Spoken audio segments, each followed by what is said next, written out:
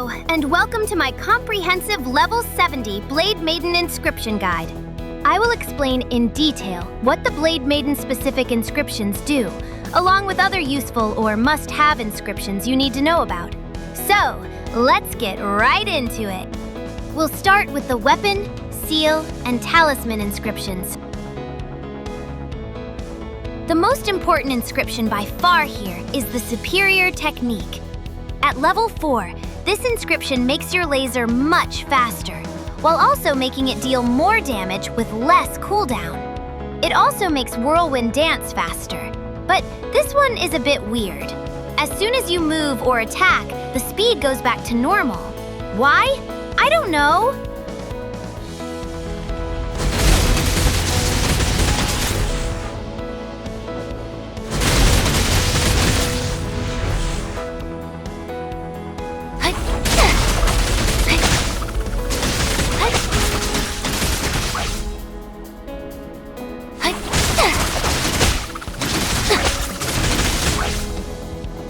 Now, let's move during the second cast. See? The speed is reverted back to normal for that cast if you move or attack.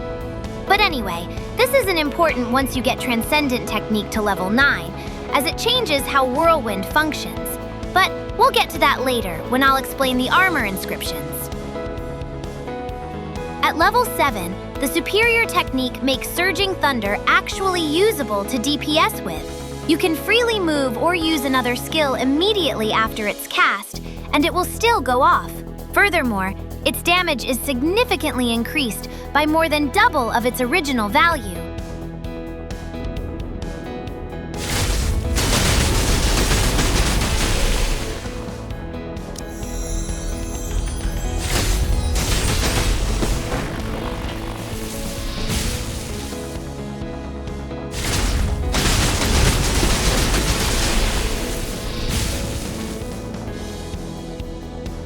Level 9 does not modify skills, but it gives a lot of stat increases. For one, you get 55 elemental enhancement pretty much permanently.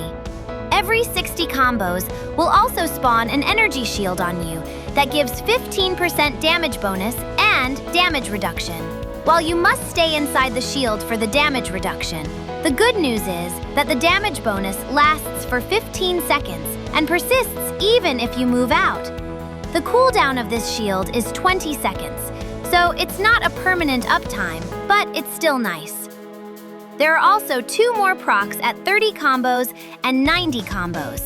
They each spawn an additional puppet that attacks the enemy, but their damage is kind of insignificant, so this isn't that important. Moving on to the next inscription, we have Unbreakable.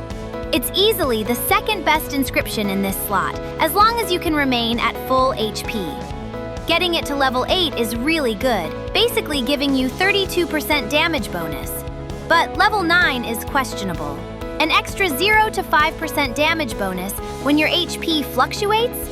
I don't really see the appeal for that.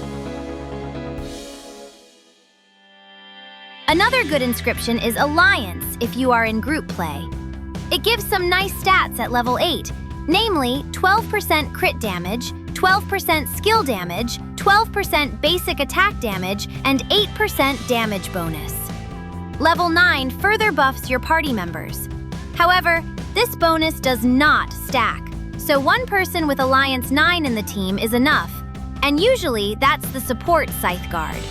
Speaking of support, it's not hard to have full HP for the majority of a boss fight with a Scythe Guard in team. This is why I value Unbreakable more than Alliance. Its 32% damage bonus outshines the Alliance effects, even with full group bonus. Next decent inscription here is Smite, but this one is mostly useful if you lack crit rate. The crit damage alone is not enough to make up for Unbreakable or even Alliance. Another inscription that isn't terrible is Air Supremacy. However, the aerial damage it boosts is not true damage increase. It stacks with stuff like skill damage and damage during resonance, making it less valuable. On top of that, Blademaiden is not exactly a class that stays in air all the time due to some skills grounding us and others that are not even able to be cast in the air. So, my advice is skip this inscription. And that's it for the weapon inscriptions. Let's move on to the helmet, gloves, and boots inscriptions. As with the previous category, the class-specific inscription is the absolute best here too, and that's the Transcendent Technique. However, unlike other inscriptions, this one is really bad until you get it to level 9, which makes it a pain in the ass to use, especially since it's one of the 2 new inscriptions that only drop in the raids from Heart of Taboos onward. But at level 9, not only you get a 10% damage increase to all your skills, you also transform Whirlwind into a powerhouse. By the way, I have to make a comment here. That 10% damage increase is not 10% to one of those stats like skill damage or damage bonus. It's a direct 10% increase to the skill multipliers. What does this mean if you don't want to do the math yourself? It means it's much better because of no diminishing returns due to stacking issues. For example, if you have something like 100% skill damage, gaining another 10% would only increase your damage output by 5%. And the more you stack it, the worse it becomes. But this isn't the case with the 10% skill multiplier increase on the Transcendent Technique. It's a different multiplier that stacks with very few other sources, meaning that it's close to 10% true damage increase, regardless of your other stats. Alright, now back to the skill changes. When you cast Overload, which is our buff skill, you get an extra 20% attribute damage. Unfortunately, this effect is removed when you transform with the 3rd ultimate, but it's still a nice boost for the damage outside of that. You also get another 12% attribute damage when the transformation ends. But the most important part, in my opinion, is the change to Whirlwind Dance. It makes Whirlwind a single cast skill that still goes off even if you use other skills. Basically, it's like what Superior Technique Level 7 does to Surging Thunder. This means you can just fire and forget it while continuing to burst, and you can also make use of the Divinity set procs with Whirlwind with this change. The single cast Whirlwind does most of the damage of all 3 casts, but still slightly less.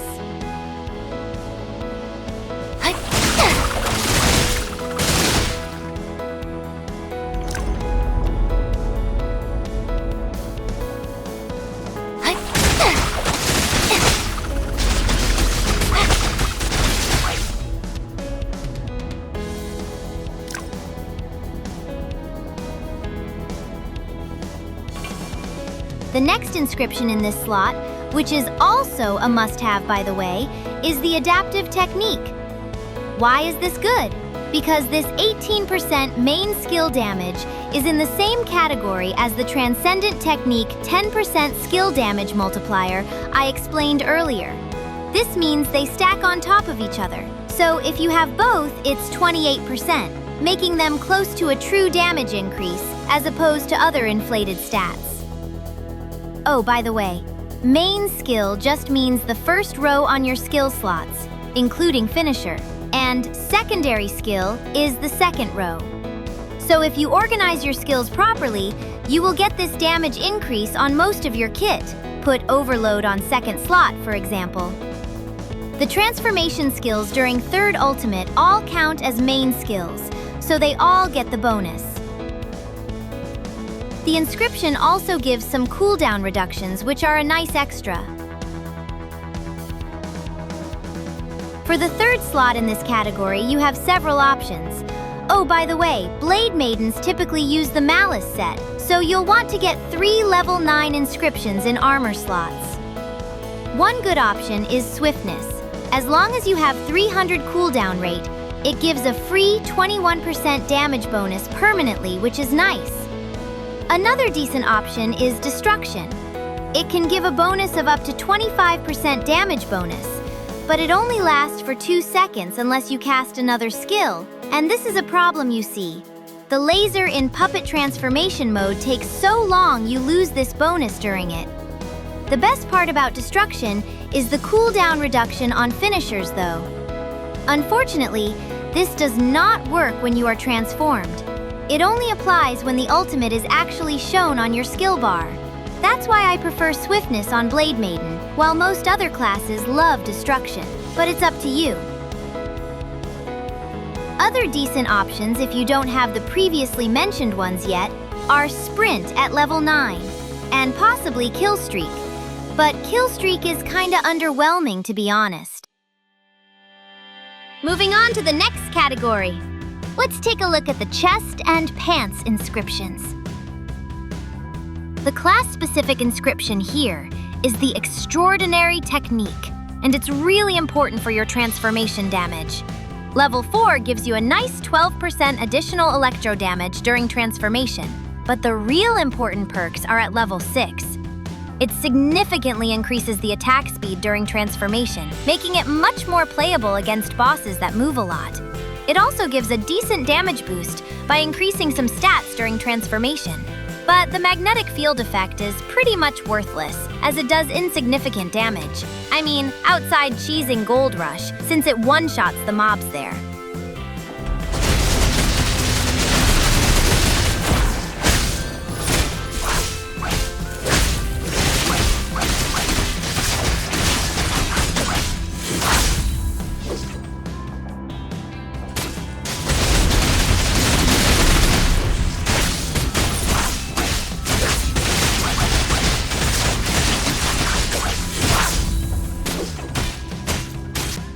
Advanced Skill is another really good inscription in this slot, on par with Extraordinary even, but it is very hard to obtain, as it only drops in raids from Heart of Taboos onward, just like Transcendent Technique.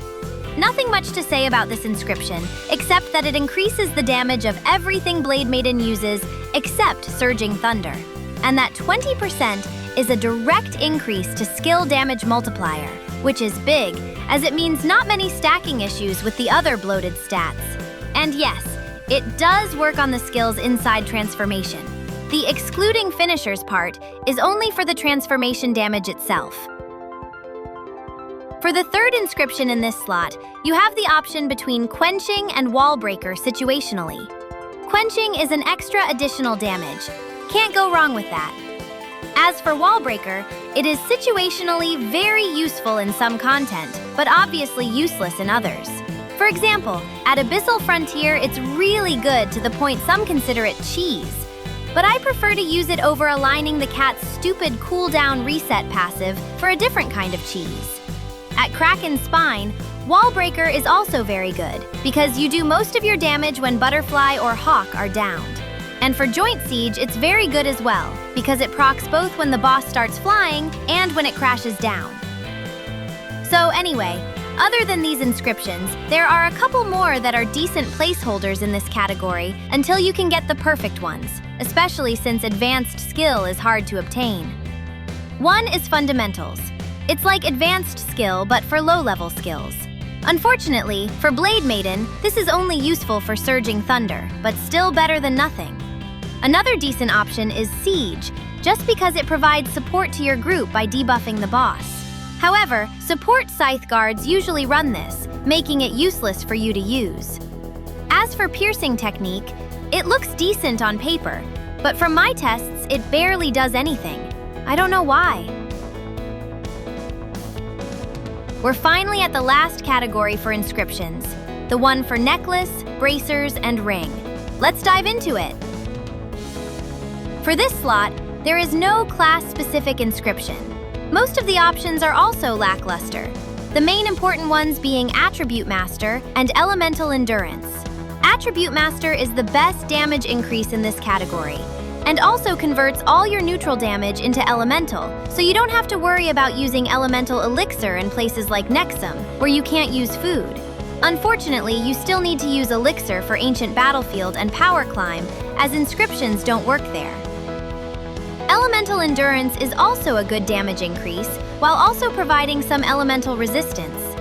The total attribute resistance mentioned at level 9 is the sum of all 4 resist types, so that effect is basically maxed for free. Another decent inscription here is Challenger, but only if you get it to level 9. Unfortunately, since the Soul Ember trinket set is not worth it over Shimmering, there are no slots for this if you have Attribute Master and Elemental Endurance.